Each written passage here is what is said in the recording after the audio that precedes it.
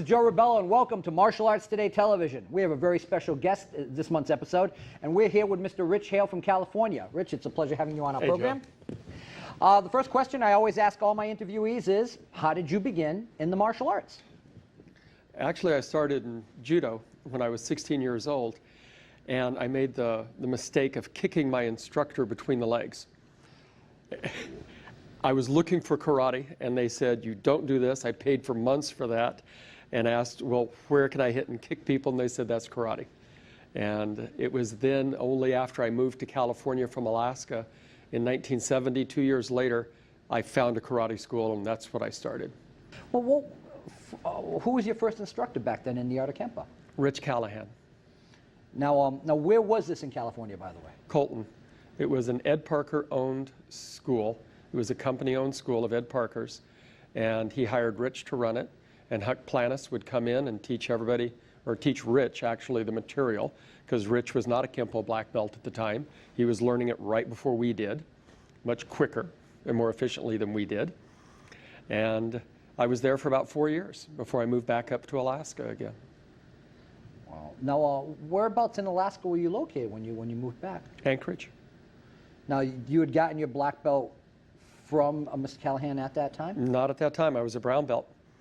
And I went to Alaska, and after a couple years, maybe, I decided to open my school as a brown belt. Okay. Now, obviously you eventually went to black belt. How did that all come about? How did you become a black belt? The first black belt I was given was by A.C. Rainey. A.C. Rainey is an incredible black belt that walked into my school one day, and we were talking, and he was a black belt. And I called Mr. Parker while he was there, and we all talked together for a while, and by the end of the day, he was the new head instructor of my school. And sometime after that, I earned my black belt under AC. Now, there's a great story that you tell that I love about it. When you had that phone call, his question to you was what? Who was the... Oh, the head instructor? Right. Okay, well, I'll have the very quick version of that. Was when AC came in, he told me he was a black belt in Ed Parker's Kenpo. And I said, you know Mr. Parker? And he said, oh, absolutely. And I said, great, please, sir, come into my office. We sat down. I said, tell me about yourself. And as he started to talk, I reached for the phone, and I started dialing. And he looked at me like I was a little bit rude, but I said, please, I got to make this phone call. Just keep talking. Mr. Parker answered. Mr. Parker, hi, Rich Hale. Hey, sir, yes, sir, great. I got a guy in my office. His name is AC. Yes, sir. So he wants to talk to you. So AC was talking to him, apologizing for being out of touch, and yes, sir, and no, sir, and I'm sorry, sir. And then he handed me the phone back, and Mr. Parker was gone. I sat it down, and AC said, don't you ever do that to me again. I said, apparently I won't have to. And he's still fidgeting, and he's going, so who's your head instructor? I said, you are. So it was a great start. And to this day, I was on the phone with him just a couple days ago. Great dear friend, great instructor, great martial artist. Excellent. For our general public, AC Rainey is a well-known Kenpo black belt through the Ed Parker system. I'm very privileged to talk to another student in the past, Mr. Todd Durgan, and through Tiger Dragon Kenpo, and he was the person who really introduced me to Mr. Rainey in regards to his lineage and his knowledge base, and a person who has a lot of on-the-job experience being a law enforcement officer for many years. And it really was a pleasure recently finally getting to meet him, and being able to meet the man behind the stories. That's the key. Now, another important aspect was in your career, you've since gone on, after you were training with AC Rainey, you returned to California, and you were studying at the Pasadena studio at one time, or West Los Angeles? More West Los Angeles, yeah. Now, obviously, throughout your training, who were the people that you're working with in California? And part of that question is, how did you get to become a student directly of Ed Parker? Before I met Mr. Rainey, operating my school, and all of a sudden finding myself 4,000 miles from my instructor, I realized how little I actually knew. And I got very frustrated, and I decided to look up Ed Parker's phone number and call him. So one day, I called Ed Parker. He answered the phone, and I said, "Hello, Mr. Parker. My name's Rich Hale. I teach Ed Parker's Kenpo karate in Anchorage, Alaska." He goes, "Really? Tell me about yourself." So we talked. And I said, "Now, the reason for my phone call is I don't really know what I'm doing. What do I do? What do I do next?" He said, "You get on an airplane and you come see me." Wow. So I went down to Pasadena. I met with Mr. Parker. I was happy to have met him, and I thought, now I'm leaving and I'm going home and it's over. As I'm leaving, he said, "Well, when are you going to be back?" And as I told you earlier, I was thinking, well, I got a bag in my car. If you got a basement, I'll move in, you know. So at that point, I started coming back and forth from Anchorage to Pasadena, maybe every 4 months, 6 months. And I did that for a while.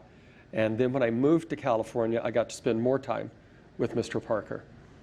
And never really thought of myself as a real student of Mr. Parker's as much as I was fortunate to have gotten to go to the house and have lessons and develop a relationship. And you look back on it, and I guess, yeah, probably a student. He gave me both my first and my second degree black belt, signed on both sides, you know, as president and teacher. So great experience, great and wonderful man. For our public, when we talk about the left and right sides of the certificate, when you look at an IKK certificate, International Kenpo Karate Certificate, the big certificate, as some of the students will know, on the left side, there is the executive board of the International Kenpo Karate Association. Of course, Mr. Parker being the president, obviously his name is at the top.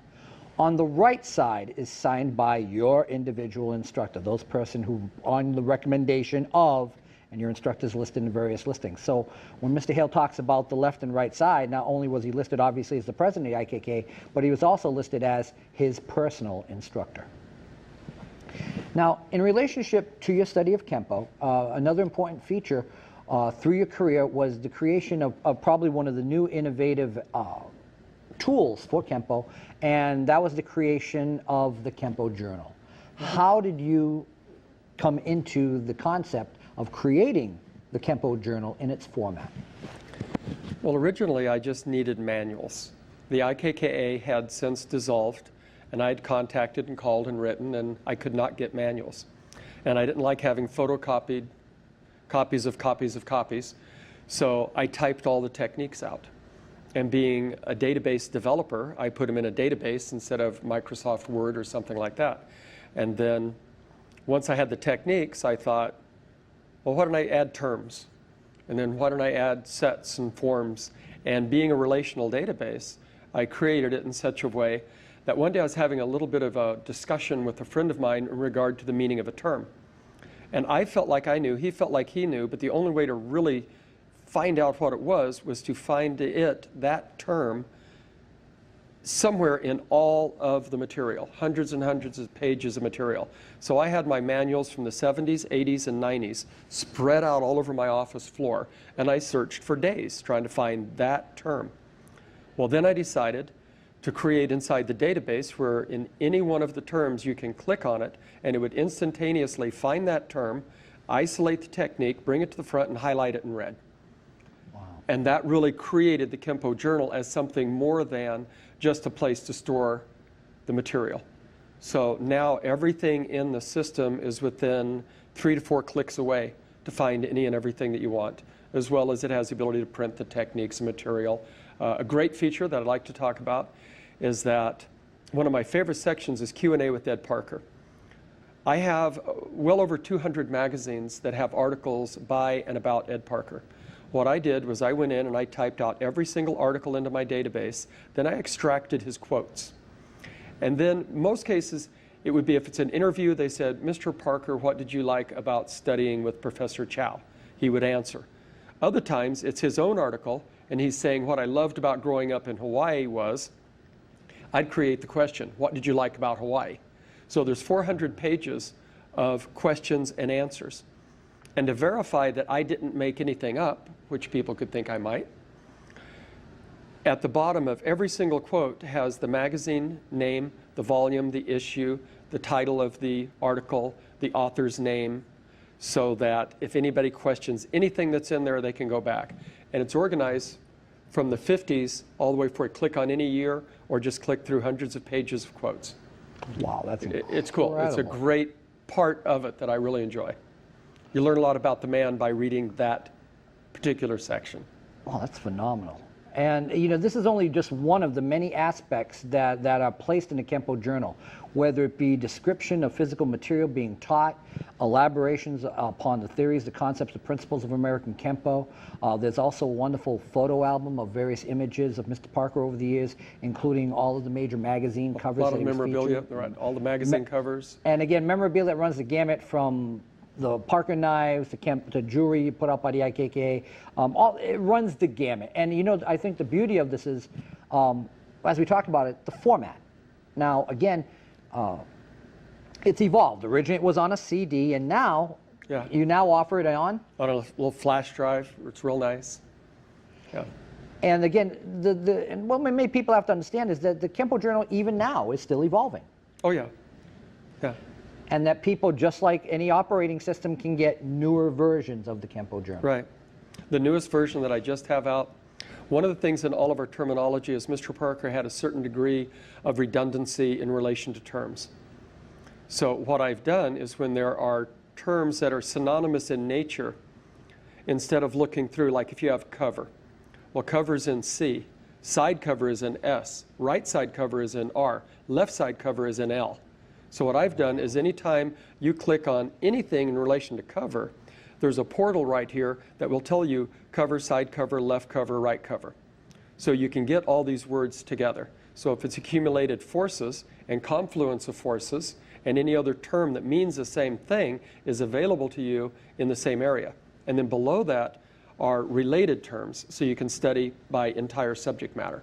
So instead of just looking at one word and not knowing where in that book the other words are, it kind of pulls it together in a package where you can study from it. Excellent. Now, another important feature of your career is the formalization of the Ohana Kenpo Karate Association. And if you could explain a little bit about that. Sure. First, Ohana is family in Hawaiian. And I did that in honor, of course, of Mr. Parker. And I almost consider mine almost the anti-association. It's very affordable to join. I don't put a lot of restrictions on people. The purpose of it is to give people a place that they can go associate with people of like mind and feelings. My ultimate goal in Kenpo is to affect some type of positive influence. I really appreciate what Mr. Parker gave, not just to all of us, to me personally. And I would like to carry on some of what he was doing in his honor. Not make great changes, not make great strides, just make sure that maybe I don't damage the art on the way through it. Leave it a little better, possibly, along the way. That's about it. Take care of the art for Mr. Parker. Excellent. Well, on that note, thank you very much for taking time to be on our program. And we'll be back with more exciting action with Mr. Rich Hale here on Martial Arts Today Television. Stay tuned. And welcome back. We're here with our special guest, Mr. Rich Hale, and Mr. Hale is going to be demonstrating one of the main techniques in Ed Parker's American Kenpo Karate. Explain a little bit about the technique and its understandings, details, theories, concepts, and principles in the short time we have remaining. Rich, turn it over to you, sir. Joe, okay, good buddy. What I'm going to do is thundering hammers. Thundering hammers is a technique that has a lot of motion in the upper body, and that's what people tend to see a lot. One of the things I want to emphasize is nothing is going to be effective on the upper body unless you've taken care of the lower body. I can't hit somebody who's trying to run away from me. I can't catch them necessarily. So we're going to work on trapping your legs in the midst of the technique. And then we're going to work on the principles of making sure that the hits that I'm hitting you with are as effective as I can possibly make them based on principles instead of hitting you hard and fast. So in our limited time, why don't you first, you're going to just step in. We're going to slow. You'll come in with the right.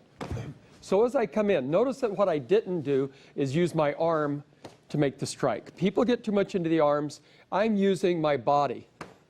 So when I rotate my body, the power comes through the hips. So that deflects the motion when you've come in.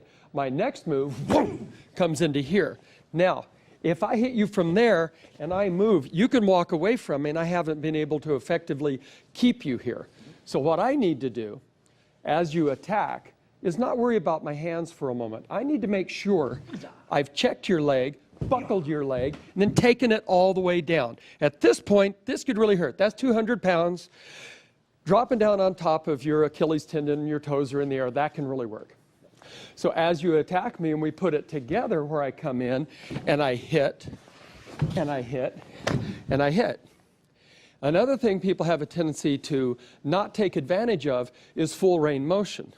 As you're coming in, they'll tend to go here. Thundering hammers was named it because thunder comes from above. Sure. So as you attack, I want to make sure that I've taken this from a nice, safe, long distance. Boom! Now this one, fray that knee, this is coming from above. I roll this down to check you into place. Boom! Now the last one's coming from above. I check you. But as I deliver my strike, I'm going to pull up slightly. So boom! I put that one in place. And then the technique can continue from there. But that pretty well takes care of it. Excellent. Now, in regards to, again, thundering hammers, one of our major techniques in American Kenpo, the whole concept, again, I always mention about the Chinese deity for thunder and lightning. They call it thundering down on a major drum, and you beat that person like a drum when you do it. Absolutely. Now, we have enough time remaining that we're talking a little bit about, we talked about the theories and concepts involved in thundering hammers, and if we can go over a couple of them just to elaborate for our general public, just to educate the public and the martial arts public about what the theories and concepts involved within it. Sure. Mostly every single technique is not designed necessarily to be effective on the street. It's more important that it's actually teaching you how to move so that no matter what you do, it's going to become effective. Now, let's say in this initial strike, after I've done my block, some people will look at this and say this is not truly an effective strike. Granted, it displaces a lot of the energy over a wider area, but what it will do, if I'm here and I'm just hitting you and you're withstanding this, that's not a problem. But if I come in and I drop my body into it, so now there's a lot more force. So I have to do it correctly in order for that to work efficiently. Later on, we can tailor our techniques. Tailoring, the simple idea behind tailoring is I can alter the timing, the target, and the weapon. So in this case, what I would most likely do in altering my weapon is I'm going to come in with a whipping heel palm to the solar plexus. You can move that. You're not afraid, are you? You bet, no. Okay, so as I come in, I'm going to be here. Go. So now I'm going to apply. Now here I just did the whipping heel palm. I might have said back knuckle before. It's a heel palm coming into the solar plexus. But then I'm going to apply all that body rotation. I'm going to fuse my arm to my side so it doesn't spring out and apply all of that. So now I focused everything into the solar plexus. So that move is not necessarily the move I would use, but it's a training move. It's a power developing move. And as I progress, I can alter it. It can come in again. A person might just want to come in here. So now I'm still utilizing the torque of my body. I'm still fusing it together, and I'm isolating it into a small point again. So our system will allow us to alter the techniques to be more effective based on the circumstances and our own individual abilities. Excellent. Now, for those of you interested, again, being an internet persona, as it were, through the Kenpo Journal and your study, how can people get in touch with you online? Oh, well, my website is ohanakenpo.com, and if that's hard to spell, it's also pacifickenpo.com. Excellent. As compared to Atlantic Kenpo, which somebody must have. Thank you for so much. Thanks, Joe. Thank you for the greetings from the land of beatings. And this is Joe Rebello with Martial Arts Today Television. Until next time, keep training.